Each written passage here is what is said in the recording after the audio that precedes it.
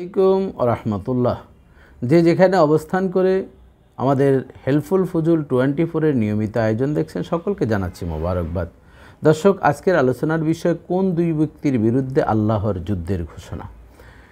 এক ব্যক্তির বিরুদ্ধে আল্লাহ তাআলা কুরআনুল কারীমের আয়াতের মাধ্যমে যুদ্ধের ঘোষণা দিয়েছেন, আরেক ব্যক্তির বিষয়ে হাদিসে কুদসির মাধ্যমে যুদ্ধের ঘোষণা দিয়েছেন। কোরআনের আয়াতের মাধ্যমে যুদ্ধের ঘোষণা দিয়েছেন সেই ব্যক্তি হচ্ছে সুদখোর। আমরা জানি আল্লাহ তাআলা ব্যবসাকে বৈধ করেছেন, সুদকে হারাম করেছেন, যা সূরাতুল বাকারার 275 নম্বর আয়াতে এসেছে, আহাল্লাল্লাহুল বাইআ ওয়া হাররামার রিবা। আল্লাহ তাআলা ব্যবসাকে বৈধ করেছেন আর সুদকে হারাম করেছেন।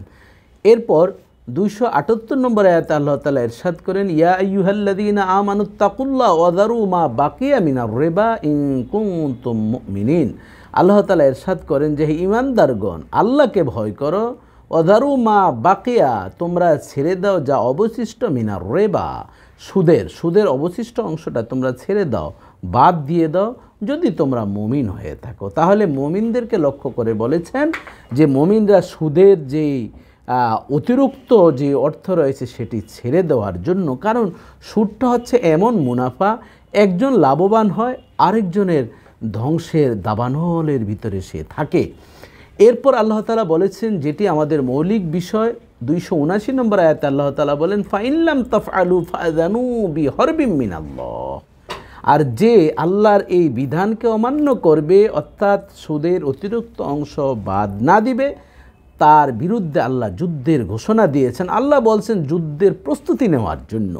তাহলে আল্লাহ যদি যুদ্ধের ঘোষণা দিয়ে দেন, যার বিপক্ষে আল্লাহ তাআলা চলে যান, সেই খালিক বিপক্ষে গেলে মাখলুক তার সৃষ্টি কিভাবে টিকে থাকবে? ধরুন, ছোট্ট করে বলি, আপনি যে এলাকায় বসবাস করেন, আপনার এলাকার মেম্বার, কমিশনার, চেয়ারম্যান, এমপি আপনার বিরুদ্ধাচারণ যদি করে, সেই এলাকায় আপনি থাকতে পারবেন না, সেই এলাকায় আপনার বাকশক্তি থাকবে না, চলাফেরার স্বাধীনতা, কোনো দিন আপনি স্বাভাবিকভাবে চলতে পারবেন না। এই জন্য আল্লাহ তাআলা আপনাকে খাবার দাবার, অক্সিজেন, সব কিছু আল্লাহ তাআলা দিচ্ছেন। আপনার ইজ্জত দেনেওয়ালা, ইজ্জত নেনেওয়ালা আল্লাহ, সেই আল্লাহ আপনার বিপক্ষে গেলে কি হবে, সেই পরিণাম কি হবে, এর ভয়াবহতা সম্পর্কে আমরা আরও দেখতে পাই। আল্লাহ তাআলা কঠিনভাবে বলছেন সূরা আলে ইমরানের 130 নম্বর আয়াত, ইয়া আইয়ুহাল্লাযীনা আমানু লা তাকুলুর রিবা আদআফাম মুদাআফা, যে হে ঈমানদারগণ, তোমরা খাবে না চক্রবৃদ্ধি হারে, তোমরা সুদের অংশ খাবে না। অত্তাকুল্লাহ, তোমরা আল্লাহকে ভয় করো, লাআল্লাকুম তুফলিহুন, তাহলে তোমরা সফলকামী হবে। তাহলে এখানে দেখুন যে আল্লাহ তাআলা চক্রবৃদ্ধি হারের কথা বলছেন। চক্রবৃদ্ধি হারে কেমন? যেমন ধরুন, এক ব্যক্তি থেকে আপনি 1 লক্ষ টাকা আনলেন, তাকে প্রতি মাসে 2000 টাকা মুনাফা দিচ্ছেন, লাভ দিচ্ছেন, আবার সে টাকা দিতে পারছেন না, আবার পরের মাসে 2000 টাকা বাড়তেছে, 3 মাসে 6000 টাকা হলো। এভাবে হতে হতে হতে হতে দেখা যায় যে সুদের যে টাকাটি এনেছেন, লভ্যাংশটা এর চেয়ে আরও বেশি হয়ে যায়। পরবর্তীতে সে তার জায়গা জমিন, ভিটে বাড়ি এমন ছিন্ন হয়ে যায়, হারা হয়ে যায়, সে এলাকায় আর বসবাস করতে পারে না। সে সুইসাইড অর্থাৎ আত্মঘাতীর জন্য, আত্মহত্যা করার জন্য সে পথ খুঁজছে। যে রহমতের কাণ্ডারি উম্মতের জন্য রব্বি হাবলি উম্মতি বলে স্লোগান ছিল, তিনিও কিন্তু গজব দিয়েছেন, যেটি আমরা স্পষ্ট আবু হুরায়রা রাদিয়াল্লাহু তাআলার হাদিস থেকে, আমরা জাবের রাদিয়াল্লাহু তাআলার হাদিস থেকে দেখতে পাই, রহমতের কাণ্ডারি নবী তিনি গজব দিয়েছেন। মুসলিম শরীফের 3985 নম্বর হাদিসে এসছে, লাআনা রাসূলুল্লাহ সাল্লাল্লাহু আলাইহি ওয়াসাল্লাম আকালা ও মুকেলাহু ও কাতিবাহু ও শাহেদাই ও ক্বালাহুম সাওয়াউন। আল্লাহ রাসূল বলেছেন, যে সুদ খায় আর যে সুদ দেয় এবং সুদের যে সাক্ষী থাকে এবং সুদের যে বিষয়গুলো সে লেনদেন করে লেখছে, তারা হুম সাওয়াউন, তারা সবাই সমান। অর্থাৎ প্রত্যেকেই গজবের অন্তর্ভুক্ত, প্রত্যেকেই আল্লাহর পক্ষ থেকে গজব, রাসূল সাল্লাল্লাহু আলাইহি ওয়াসাল্লামের পক্ষ থেকে অভিশাপ তাদের উপর আসবে। এবং সবচেয়ে নির্লজ্জ যে বিষয়টি, লজ্জার বিষয় হচ্ছে, যেটি হযরত আবু হুরায়রা রাদিয়াল্লাহু তাআলা থেকে বর্ণিত, সিয়াসের তার অন্যতম কিতাব 2274 নম্বর হাদিসে এসছে ইবনে মাজাহ শরীফের। সেই হাদিসে এসছে রাসূলুল্লাহ সাল্লাল্লাহু আলাইহি ওয়াসাল্লাম বলেছেন যে, আর রিবা 70 হুবান আইসারুহা আইয়ান কিহাল্লা রাজুলু উম্মাহু। আল্লাহ রাসূল বলেছেন যে সুদের 70টি স্তর রয়েছে, তন্মধ্যে সবচেয়ে সহজ ছোট স্তর হচ্ছে নিজের গর্ভধারিণী মাকে বিবাহ করা, অর্থাৎ মায়ের সাথে জিনা করা। এটি কি কোনোদিন কোনো সন্তান মেনে দিবে?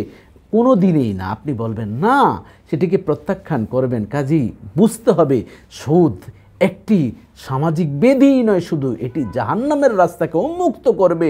এবং আল্লাহ রাসূল মেরাজের রাতে যখন যাচ্ছিলেন তখন দেখছেন এক শ্রেণীর মানুষ রক্তের সমুদ্রে সাঁতার কাটছে, পাশা যখন কিনারে চলে আসছে আরেক শ্রেণীর মানুষ তাদেরকে পাথর নিক্ষেপ করছে। এভাবে আবার মাঝ সমুদ্রে চলে যায়, আবার আসছে। আল্লাহ রাসূল জিব্রাইলকে বললেন, এরা কারা? তখন জিব্রাইল জবাব দিলেন, এরা হচ্ছে সুদখোর, যারা সুদ খেয়েছে। এবং আল্লাহ রাসূল বলেছেন তাদের পেটের ভিতরে, পেটটা এত বড় হয়ে যাবে সেখানে শুধু সাপ থাকবে, সাপ বসবাস করবে, সাপ দংশন করবে। কাজেই সুদ খাবেন, সুদ কি সুদের টাকা লাগাবেন, সাক্ষী থাকবেন এবং এটির লেনদেনের হিসাব করবেন, এটি আজকেই হিসাব করতে হবে। দ্বিতীয় নম্বর, যার বিরুদ্ধে আল্লাহ যুদ্ধের ঘোষণা দিয়েছেন সেটি হাদিসে কুদসির মাধ্যমে এসেছে, সে হচ্ছে আল্লাহর ওলি। যেমনিভাবে বুখারী শরীফের 6502 নম্বর হাদিসে এসেছে, আবু হুরায়রা রাদিয়াল্লাহু তাআলা থেকে বর্ণিত, হাদিসে কুদসিতে এসেছে। হাদিসে কুদসি মাজিদে একটু বলেনি, যেটি জিব্রাইল আমিন আলাইহিস সালামের মাধ্যম ব্যতীত ওহী ছাড়া সরাসরি আল্লাহর পক্ষ থেকে আল্লাহ রাসূলকে বলেছেন, সেটি হচ্ছে হাদিসে কুদসি। তন্মধ্যে একটি হাদিস হচ্ছে, ইন্নাল্লাহা তাআলা ক্বালা মান আদালি ওয়ালিয়ান ফাকাদ আযানতুহু বিল হারব। আল্লাহ তাআলা বলেছেন, যে ব্যক্তি আল্লাহর ওলি, আল্লাহর বন্ধুদের বিরুদ্ধাচরণ করবে, তাদের সম্মান নিয়ে ছিনিবিনি খেলবে, তাদের ইজ্জত নষ্ট করবে এবং তাদেরকে ছোট নজরে দেখবে, তাদেরকে অবহেলা করবে, তাদের বিরুদ্ধে আল্লাহ যুদ্ধের ঘোষণা দিয়েছেন। তাহলে সুদখোরের বিরুদ্ধে আল্লাহ যুদ্ধের ঘোষণা দিয়েছেন এবং আল্লাহর ওলির বিরুদ্ধাচরণ যারা করবে তাদের বিরুদ্ধে ঘোষণা দিয়েছেন। আল্লাহর ওলি চিনবেন কীভাবে? রাসূল সাল্লাল্লাহু আলাইহি ওয়াসাল্লামকে একবার জিজ্ঞাসা করলেন, মান আউলিয়া আল্লাহ, আল্লাহর ওলিকে? আল্লাহ রাসূল বলেন, ইদা যুকির আল্লাহ, যার দিকে তাকালে আল্লাহর কথা মনে পড়ে সেই আল্লাহর ওলি। কাজে আসুন আল্লাহর ওলির বিরুদ্ধাচরণ করব না। এই বাংলাদেশে নবী রাসূলরা আসেন নাই, আউলিয়া কেরাম প্রচার করেছেন, খেদমত করেছেন। এই জন্য সেই আল্লাহর ওলিদের পদাঙ্ক আমরা অনুসরণ করব, সুদ থেকে বিরত থাকব। তাহলে আল্লাহর পক্ষ থেকে যুদ্ধের ঘোষণা আমাদের জন্য থাকবে না, বরং আল্লাহ তাআলা জান্নাতের রাস্তা উন্মুক্ত করে দিবেন। এই প্রত্যাশায় বিদায় নিচ্ছি। আসসালামু আলাইকুম ওয়া রাহমাতুল্লাহ।